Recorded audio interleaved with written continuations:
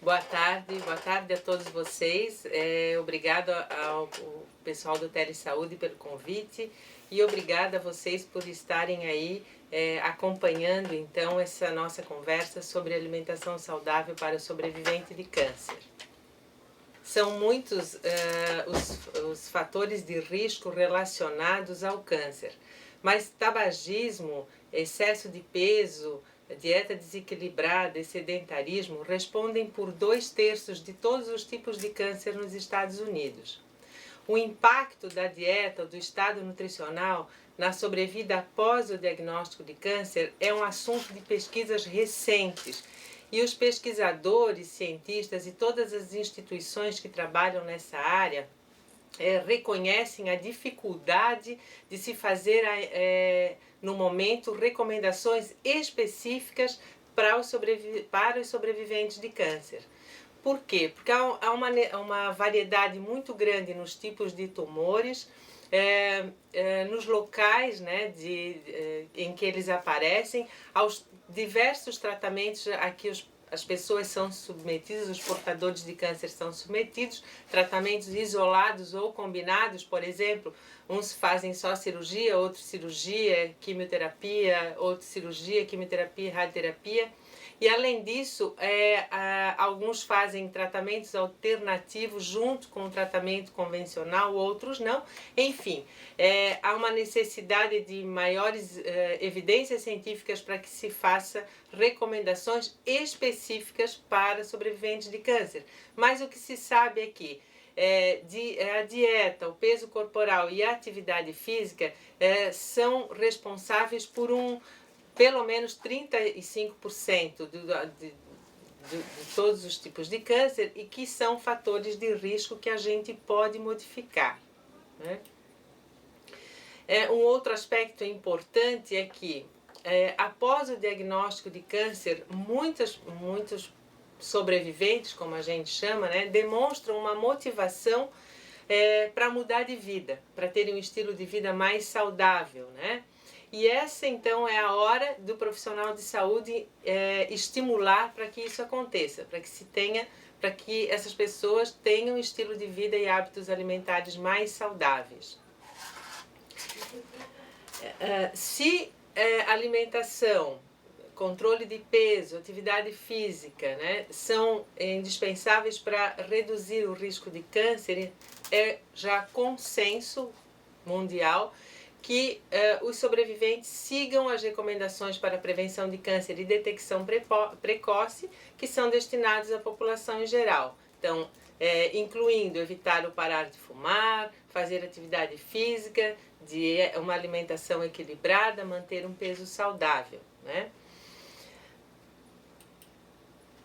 Então, a nossa conversa de hoje, ela pretende atingir 3 objetivos, né? Primeiro, vamos falar então o objetivo dessa assistência nutricional para o sobrevivente, quando essa assistência deve ser iniciada e quais as recomendações então nutricionais ou alimentares para os sobreviventes. O objetivo dessa assistência nutricional é realizar o cuidado nutricional com estímulo para hábitos alimentares saudáveis, atividade física regular e manutenção de um peso desejável. Isso vai contribuir para a promoção da saúde, redução do risco de recorrência da doença e de um segundo tumor primário. Existe uma equipe de pesquisadores e organizações no mundo inteiro que compõem o Fundo Mundial de Pesquisas de Prevenção ao Câncer, então formado por peritos dos Estados Unidos, Canadá, Europa e Ásia. E esses pesquisadores estudaram e avaliaram sistematicamente os 7.000 trabalhos e estudos na área de alimentação e prevenção de câncer, e isso gerou um documento, né, que foi publicado em 2007, com todas as causas prováveis e causas convincentes, tanto para diminuição como para aumento do risco de câncer. Esse documento foi traduzido para o Brasil, né, pelo Instituto Nacional do Câncer, uma iniciativa do Ministério da Saúde, em parceria com o Instituto Nacional de Câncer, e se encontra disponível, se vocês quiserem acessar, no site do INCA, então, né? Aberto para quem quiser fazer essa pesquisa. Bom, quando que essa assistência deve iniciar, né? Ela deve iniciar logo depois que termine os tratamentos de a cirurgia, a quimio-radioterapia, e que essa pessoa então se encontre num estágio livre da doença. Com relação às recomendações, então, as 3 primeiras recomendações, elas estão relacionadas ao controle de peso, porque a obesidade ela é considerada hoje como fator de risco pelo menos para uns 5 tipos de câncer, né? Para câncer de mama, pós-menopausa, para câncer de próstata, de intestino, de esôfago, de pâncreas e de rim, né? Então, o controle da obesidade hoje faz parte da nossa da prevenção, e as 3 recomendações são direcionadas a esse controle. Até porque há uma epidemia de obesidade no mundo, os números são alarmantes, não só nos países urbanizados e desenvolvidos, mas também nos países subdesenvolvidos e em desenvolvimento. E o Brasil encontra-se nesses países, né? Então, a primeira recomendação desse documento é o controle do peso, ou seja, nas recomendações pessoais, assegurar-se para que o peso corporal durante o crescimento na infância e na adolescência sempre se projete na direção dos limites inferiores da normalidade do índice de massa corporal e que assim seja até os 21 anos de idade. Que a partir dos 21 anos de idade, então na idade adulta, o IMC se mantenha dentro dos limites de normalidade e que a gente evite então o ganho de peso na idade, o ganho de peso e o aumento da circunferência da cintura ao longo da fase adulta, né? As faixas de normalidade, a recomendação para a população brasileira devem ser essas adotadas então pelo CISVAN 2008. A segunda recomendação, ela está relacionada com atividade física, né? Hoje, o número de pessoas que vivem em áreas urbanas tem um nível de atividade física muito menor do que aquelas que nós, seres humanos, fomos adaptados geneticamente, né? Então, a proporção da população que é sedentária, essa é uma meta, né, do painel, deve ser reduzida à metade a cada 10 anos. A recomendação é que a gente seja moderadamente ativo fisicamente e que se pratique o equivalente a uma caminhada acelerada de no mínimo 30 minutos todos os dias. À medida que o condicionamento for melhorando, a orientação é que aumentar esse tempo até 1 hora, né? Pelo menos 1 hora, né? De atividade física. E que se limite a hábitos sedentários como assistir televisão, tempo de computador e hoje de celular, né? Que a gente passa mais tempo do que nos movimentando, tá?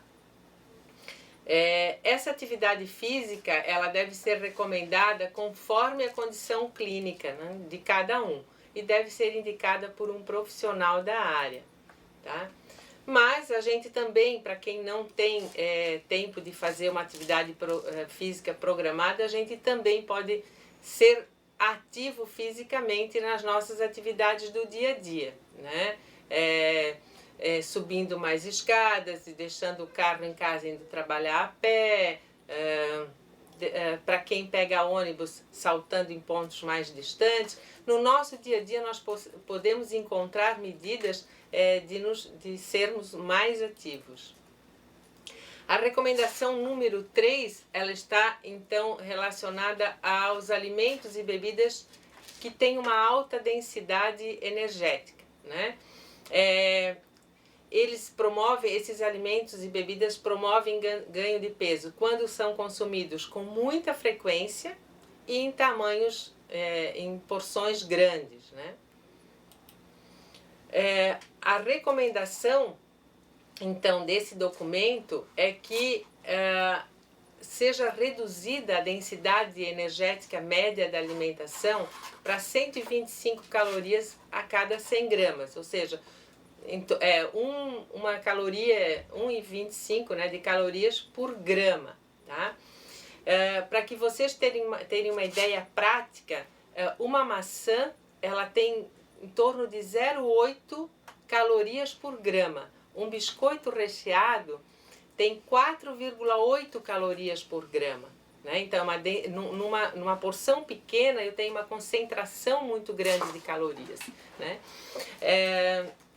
E ninguém abre um pacote de biscoito recheado para comer um só, né? A barra de cereal, que ela é tão hoje propagada como um lanche saudável, né? Ela também ela tem uma densidade calórica grande. A maioria das barras de cereais tem 4 calorias por grama. E a light, que nos engana tanto, tem 3,8, ou seja, a gente acaba se enganando com uma inscrição light por um alimento que tem uma alta densidade calórica e que vai acabar proporcionando uma saciedade pequena, né? Então, a recomendação é que a gente consuma alimentos com alta densidade energética eventualmente, que evite bebidas açucaradas, principalmente para matar a sede, que não se tome refrigerante nem sucos industrializados, que a hora que se tem sede, que a sede tem que ser saciada com água, né? E que a gente evite os alimentos tipo fast food, né, no dia a dia, e que consuma esse tipo de alimentos raramente. Os alimentos prontos para consumo, eles são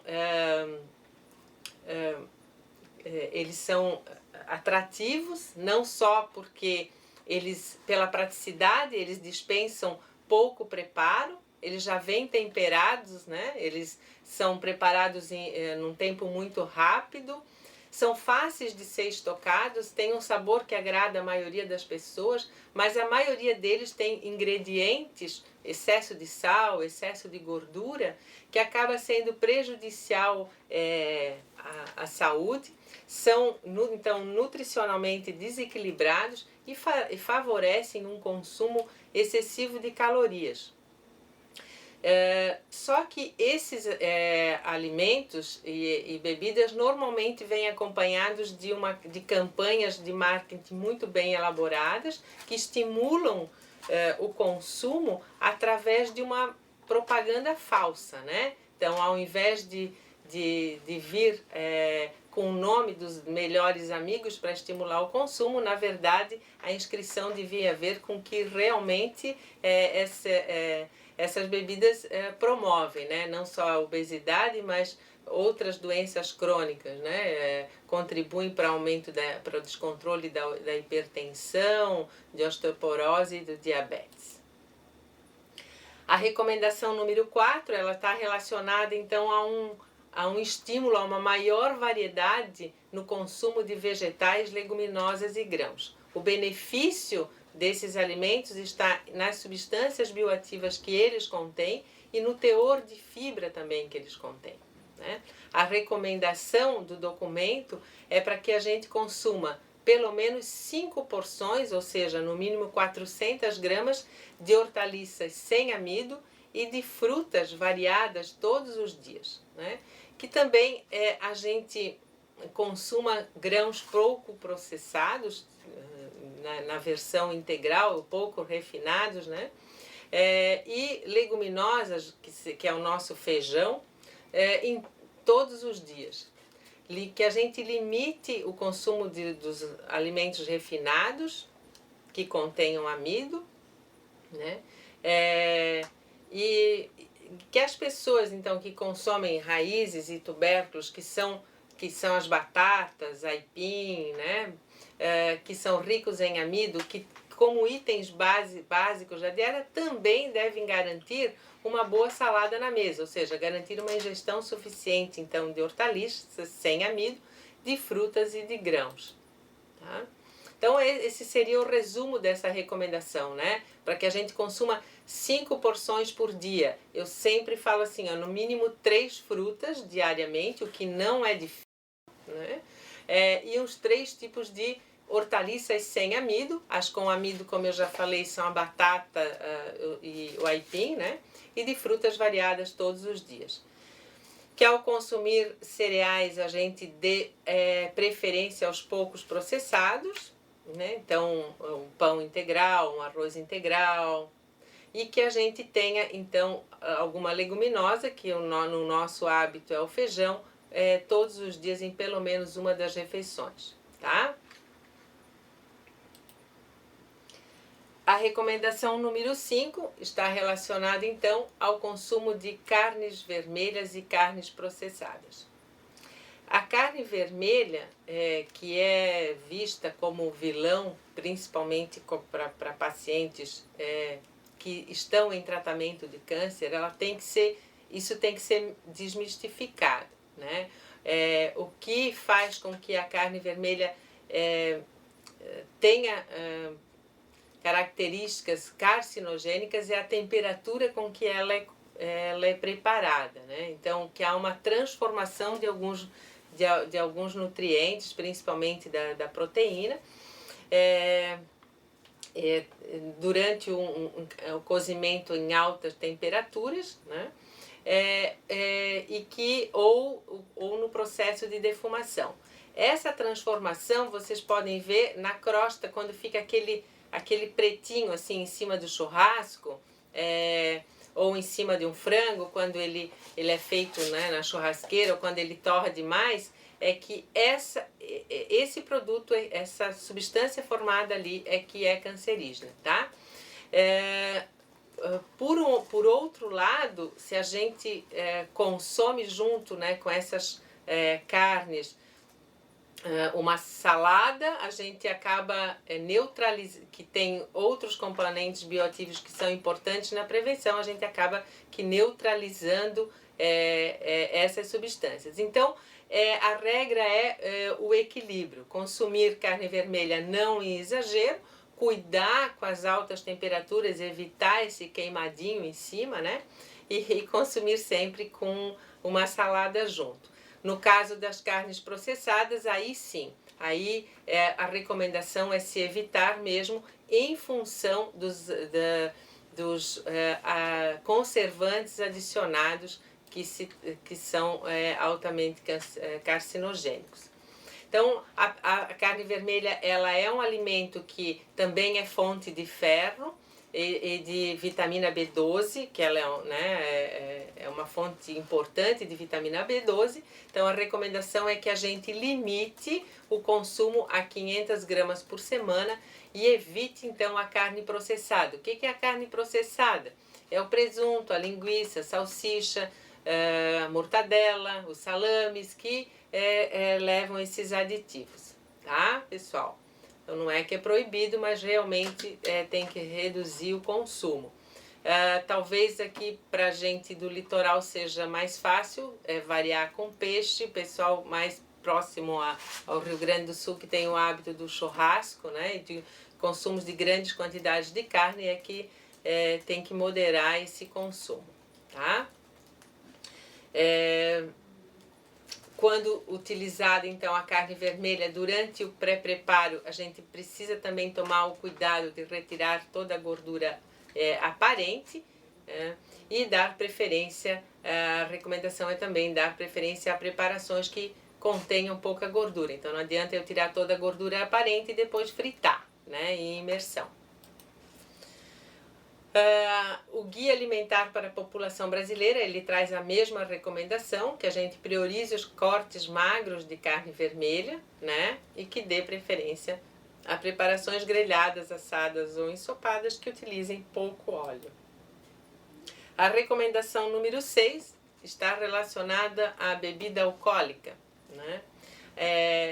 A bebida alcoólica, ou seja, o etanol, né, ele está implicado no aumento de risco, ou causa convincente de alguns tipos de câncer, principalmente câncer de boca, laringe, né, e esôfago.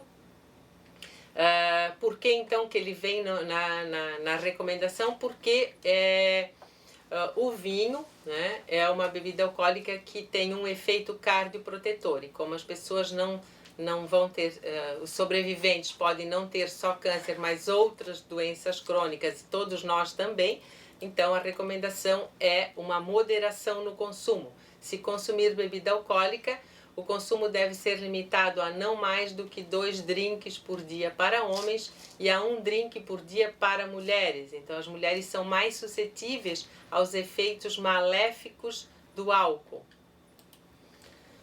né? Então aqui está. Se consumida, não deve ultrapassar a recomendação de uma dose, que seriam essas 10 a 15 gramas de etanol. E o que equivale a uma dose? Se for destilado, uísque, vodka, equivale a 50 ml, né? Se for vinho, equivale a 100 ml, e se for cerveja, a 250 ml. Então vocês vejam, né, em quantidade de etanol, 250 ml de cerveja tem o mesmo que 50 ml de vodka. A recomendação número 7, ela está então relacionada a alimentos processados e conservados em sal, né? A meta a recomendação é que a gente evite alimentos salgados ou conservados em sal, né? Hoje a geladeira faz muito esse papel, então reduziu muito o uso de alimentos conservados em sal, né? Carnes, principalmente carnes, né? E que também a gente cuide para não exagerar na quantidade de sal usada para cozinhar, né, e usada como tempero dos alimentos, né? Há uma meta para redução de consumo de sal no mundo inteiro, para que a gente não ultrapasse essas 6 gramas por dia. E um outro ponto importante é evitar de consumir cereais ou grãos mofados. Aquele mofo que fica em cima, ou na fruta, o verdinho que fica às vezes numa fruta que está um tempo na fruteira, ou em cima dos grãos, ou mesmo no pão. É muito fácil a gente ver um pão, se a gente deixa no armário uns 2, 3 dias, né, mal acondicionado, ele acaba desenvolvendo esse fungo, e ele é altamente tóxico e cancerígeno para o fígado, né? Então, evitar alimentos assim. Não adianta eu ir lá e limpar aquela partezinha que está verde. Eu tenho que desprezar, porque ele já se alastrou no alimento de uma forma que, em alguns pontos, não visíveis, né? Esse é um bom exemplo também aqui no litoral, que a gente usa para mostrar aquele amendoim vendido na praia, né, que é muito fácil de adquirir esse mofo, e que a gente tem que tomar muito cuidado, né, para não consumir. Tá? Então, evitar alimentos salgados ou preservados em sal, consumir o mínimo possível ou nenhuma carne processada, os defumados, charqueados, salgados, embutidos e enlatados, né? E evitar o consumo de cereais e grãos mofados. Limitar o consumo também de alimentos processados com adição em sal em até 5 gramas por dia, né? Seria o que a gente poderia usar. O que são 5 gramas, gente? São 5, para vocês verem o quanto a gente consome de sal. É uma tampinha de caneta, né? Tem 5, aquela caneta azulzinha, para não dizer a marca, tem 5 gramas de sal, são 5 colheres de cafezinho, né? Então, assim, isso que seria o ideal, para vocês terem uma noção de como a gente realmente exagera no consumo do sal, né?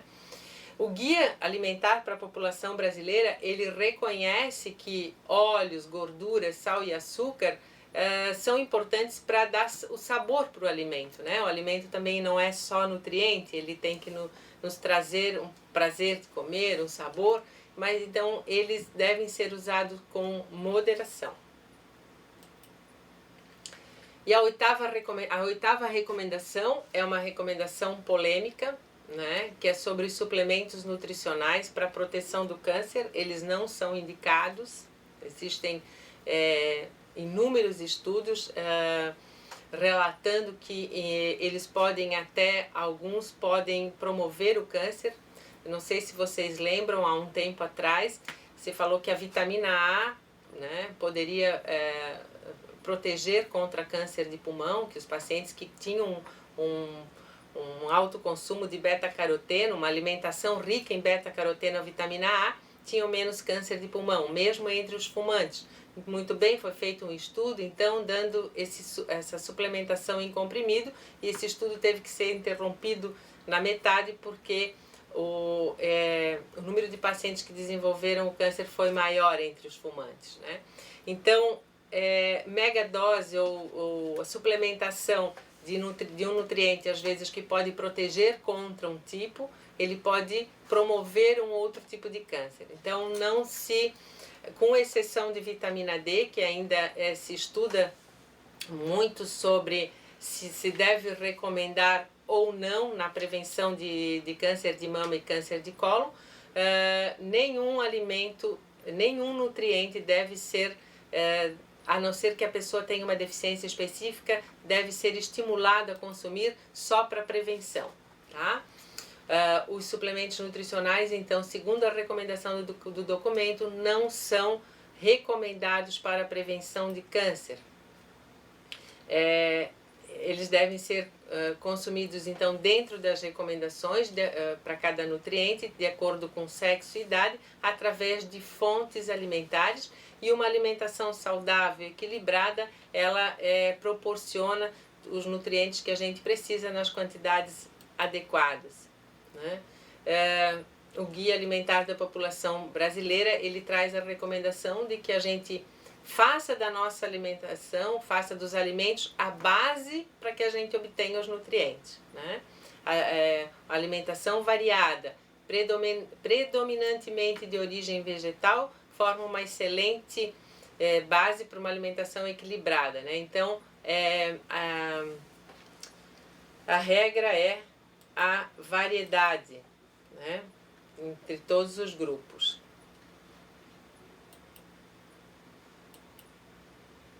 Resumindo, então, todas essas recomendações, qual que é o nosso papel, então? Manter o peso dentro dos limites da normalidade, ser fisicamente ativo no dia a dia, limitar o consumo de alimentos processados e com alta densidade energética, limitar o consumo de bebida alcoólica, consumir preferencialmente alimentos vegetais, né? Assim a gente corre contra o relógio das doenças crônicas. E vocês devem estar pensando aí, puxa vida, né? Então eu tenho que desconstruir tudo, estou fazendo tudo errado. Às vezes é isso mesmo, a gente tem que botar abaixo tudo e começar do zero, devagarinho. Nem sempre dá para mudar tudo de uma vez só, né? Mas é importante que a gente comece. De repente, iniciando com uma atividade física, se eu não posso iniciar hoje, mas então eu posso incluir mais frutas na minha alimentação no dia a dia, isso todos nós podemos, né? Consumir 3 frutas por dia não é tão difícil assim.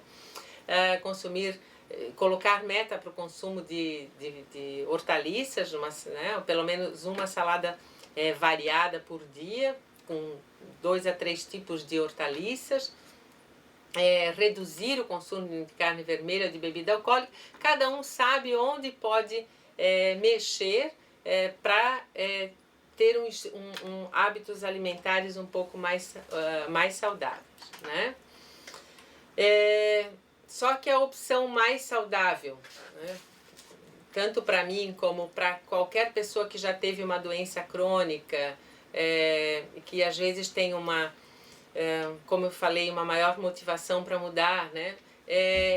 Não é só uma questão de escolha pessoal, né? Isso a gente tem que ter muito claro. É também uma tarefa dos gestores da nossa sociedade, porque se eu trabalho o dia inteiro, né? Vamos pegar o Djalma, que ele está aqui no estúdio, ele sai, vai para casa já à noite, não tem supermercado próximo, ou quando ele sai, ele vai para a aula, vai para casa e está tudo fechado. Como é que ele vai conseguir comprar frutas e hortaliças de uma forma que ele tenha como carregar e que esteja mais acessível, né? Então, políticas públicas que facilitem o acesso a esses alimentos são importantes e a gente precisa cobrar isso, né? Em cidades maiores, às vezes ter feiras em terminais urbanos, feirinhas cidades menores, feiras próximas à cidade, grupos de atividade física, né? Parques para as crianças brincar, merendas de escola, a proibição de produtos salgadinhos industrializados ou refrigerante nessas merendas. Então, são políticas que precisam ser adotadas e a gente precisa cobrar. Não adianta eu só mudar, né? Eu tenho que tentar fazer com que os nossos governantes assumam essa postura e criem políticas que beneficiem a todos. Eu estava num evento assim, há 2 semanas fora do país e o coffee break me surpreendeu porque eram frutas. Os nossos coffee breaks aqui, que a gente vive num país de clima tropical e com uma gama de frutas disponíveis, os nossos coffee breaks são sempre à base de salgadinhos e biscoitos, né? E lá, quando era muito mais difícil, era um evento grande para 3.000 pessoas e o coffee break era maçã, ameixa, teve um dia que era goiaba, entende? Então, nos aeroportos eram lanches também, não existiam mais sanduíches com produtos só industrializados, mais sanduíche natural, sucos naturais ao invés de refrigerante. Isso a gente tem condições de fazer aqui também, né? Então não adianta a gente sair, achar isso muito bonito lá fora e chega aqui e não mudar a nossa realidade, né? Então a gente tem como mudar, tá? Os mesmos peritos que construíram aquele documento, os mesmos cientistas também se preocuparam com essas políticas e ações para a prevenção do câncer, e o Brasil foi um país que participou da execução desse documento, de como o governo poderia implantar políticas de ações para implementar essas 8 recomendações que nós acabamos de falar, né, de uma forma que elas sejam mais fáceis de ser adotadas pela população em geral, tá? E vocês podem achar que tudo isso que eu falei aqui é utópico, que é difícil de praticar, mas então eu queria deixar para vocês essa mensagem para terminar a nossa conversa de Alice, né, quando ela falou diante do espelho, ela falou para a rainha: ninguém pode acreditar em coisas impossíveis. E a rainha respondeu para ela: eu diria que você nunca praticou bastante. Quando eu tinha sua idade, eu praticava sempre meia hora por dia. E às vezes me acontecia acreditar em 6 coisas impossíveis antes mesmo do café da manhã, né? Então é essa mensagem que eu quero deixar para vocês. Eu vou ficar à disposição aqui. Se vocês tiverem perguntas, se eu for capaz de responder, fiquem à vontade. Obrigada. Bom, primeiro ali Siderópolis elogiando, né? Ótima palestrante, adorei a explanação. Gostaria de saber, aí eles perguntam, né? Gostaria de saber se há estipulado valores de calorias por grama, quilocalorias por grama, para considerar um alimento com alta ou baixa densidade energética? Muito bem, assim, eu até coloquei isso, né, para vocês no slide. Um alimento com alta densidade energética é aquele que tem mais de 2 calorias por grama de alimento. Essa é uma conta que vocês podem fazer quando for ao supermercado e olhar o rótulo do alimento. Normalmente ele diz ali quantas calorias tem em gramas, é só fazer a continha. Normalmente ele dá ou por 100 gramas ou por porções de 30 gramas, né?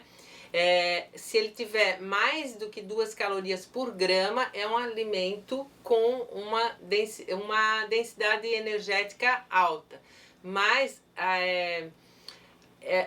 na verdade, quando ele tem uma densidade energética acima de 2 é que é preocupante. Até 2, né, não teria tanto problema, tá?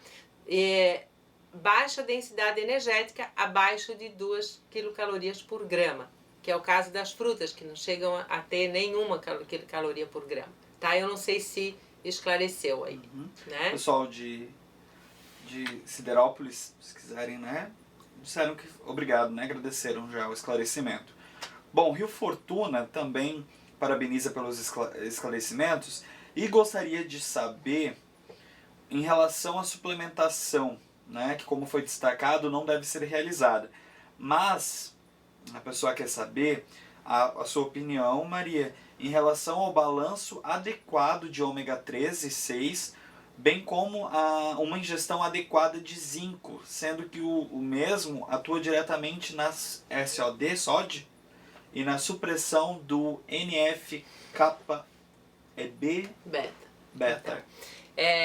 A gente sabe de tudo isso, a gente só não sabe se a suplementação isolada, né, vai fazer essa diferença na prevenção do câncer ou não, tá? Qual a recomendação? Se a pessoa não tiver deficiência, né, isso tem que ficar bem claro, e ela consumir peixe 2 vezes por semana, que é a recomendação, ela vai ter a quantidade adequada de ômega 3, tá? E o zinco, ele está presente principalmente nas carnes, né?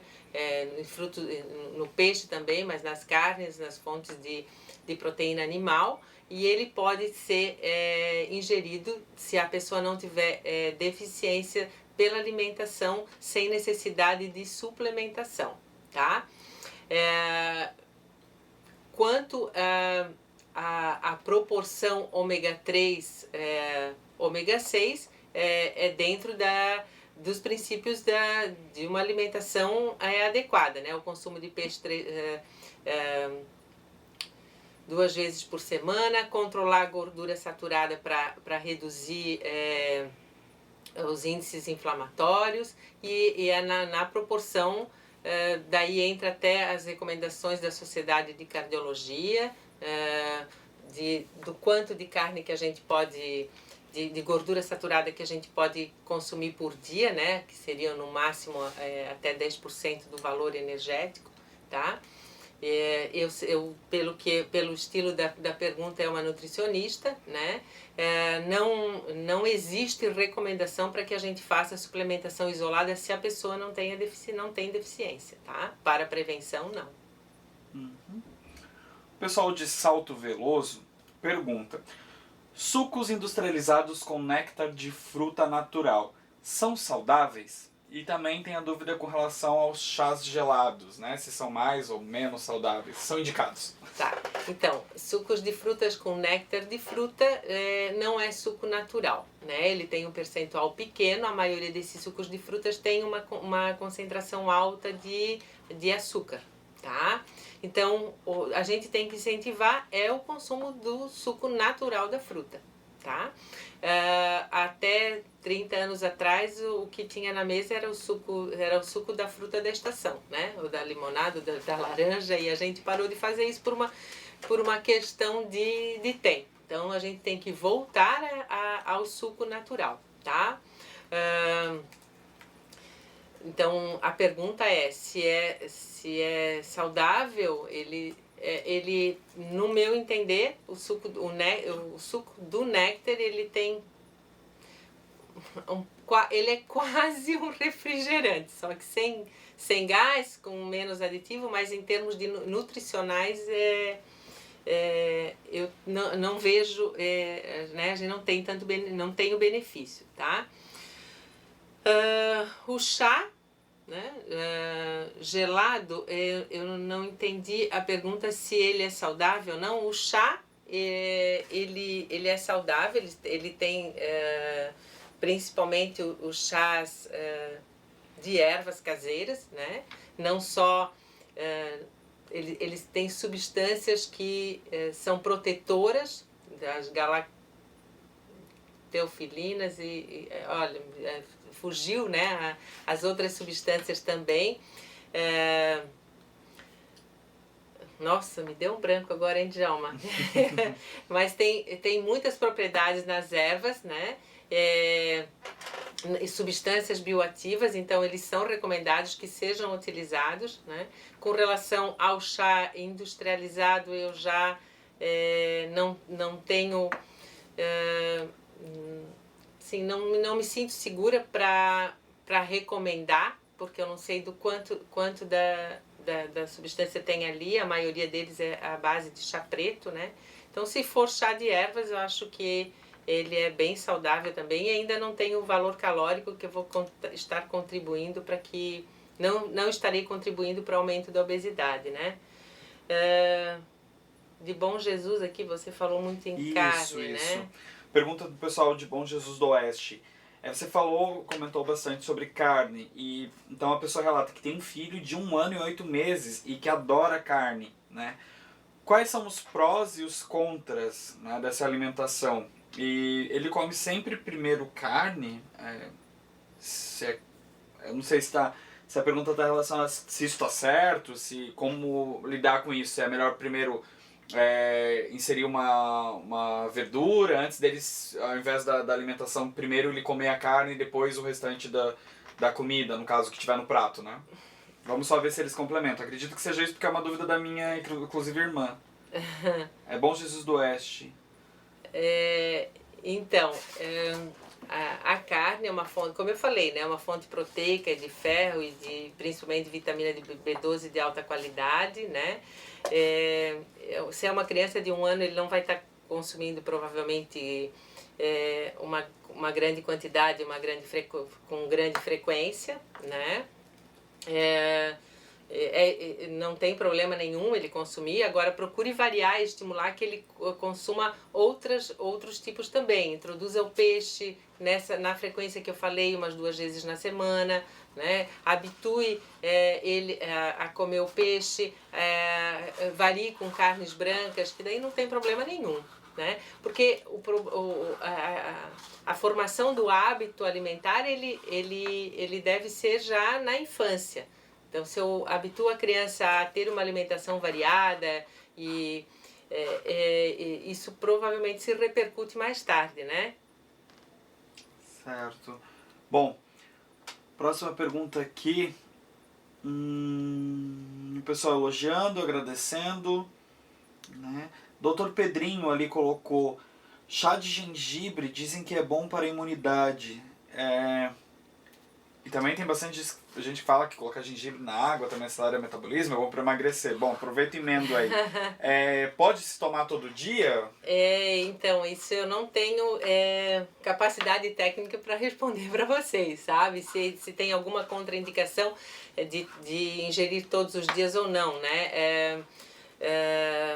Depende, eu acho, muito da concentração, né? Não, assim, o gengibre ele é uma substância bioativa, tem uma substância bioativa importante também. Como eu falei, né? Todas as ervas e temperos têm genisteína, desde dos grãos da genisteína da soja até os chás e muitas substâncias a gente ainda não conhece, tá?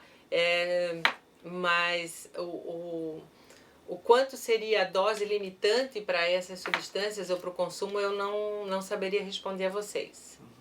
Só com relação ali aos chás, Maria Emília, com relação àqueles chás que vem em lata, os industrializados mesmos, né? Esses chás gelados que a gente compra nos supermercados, tudo. Se eles são, que daí às vezes vem na própria embalagem, né, natural, ou se eles têm alguma contraindicação, ou se eles também têm uma concentração grande de açúcar, como que é que funciona? Então, a grande maioria deles não tem uma concentração. Se eles não são adoçados, né? Tem algumas marcas que não têm concentração de açúcar, mas de qualquer forma, ele passou por um processo de industrialização, ou seja, a substância bioativa natural ele perdeu. Né? Então, ele não tem uma concentração de açúcar, ele tem todo alimento industrializado ele é rico em sódio. Se ele não tem açúcar, ele vai ter algum tipo de adoçante, né? E aí a gente cai na mesma vala, né? Quer dizer, eu estou ingerindo uma quantidade maior de sódio, eu tenho que voltar sempre para tentar usar o alimento na forma mais natural dele, né? Então, seja no chá de infusão, seja no desidratado, evitar quando ele está pronto, industrializado, na caixinha, no pacote, na lata, né? Uhum. Certo. Aqui o pessoal de Bom Jesus, ali do Oeste, complementou que daí, né, deu o exemplo do outro filho de 9 anos que come apenas arroz, feijão e outros, né? E não gosta muito de carne. Já esse de 1 ano, mais novo, come também feijão e outros alimentos, mas se não tiver a carne, ele logo pede. Então, se faltou a carne no prato, e a carne, no caso, é a carne bovina, ou substituída, isso não é para o pessoal ali de Bom Jesus. Se substitui a carne, põe carne de frango, outra ele também pede de boi, no caso. Uhum. Daí ela acha engraçada a situação, porque acho que foi mais nesse sentido a pergunta, se a alimentação de carne vou esperar que eles estão corrigindo. É isso mesmo. Que como, né, lidar com isso, tipo, interferir colocar outras carnes, às vezes o ovo, substituir, né, a fonte de proteína. Sim, substitui. Substitui mesmo. Mas assim, quanto que ele consome? Ele consome mais do que 100 gramas por dia? Essa é a questão, né? O que a gente vê? Que a maioria tem adultos que sentam e consomem 500 gramas de carne numa refeição, né? A proposta é 500 gramas de carne por semana, certo? Então, de carne vermelha, né?